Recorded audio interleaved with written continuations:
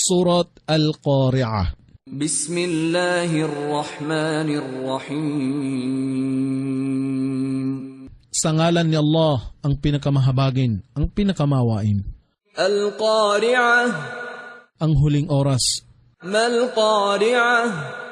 Ano nga ba ang huling oras? Wa ma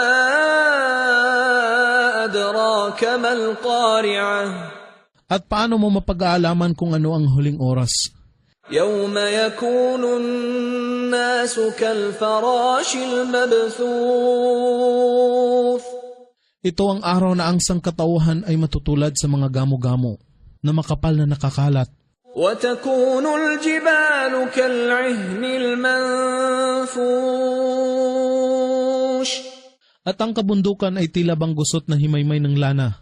فَأَمَّا مَنْ ثَقُلَتْ مَوَازِينُهُ.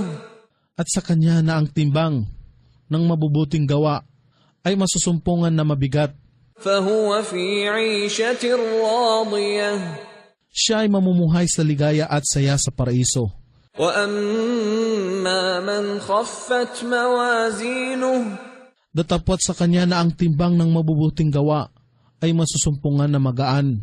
فَأُمُّهُ هَاوِيَةٌ. Kanyang magiging tahanan ang hawiyah o hukay sa impyerno. وَمَا أَدْرَاكَ مَا هِيَهْ.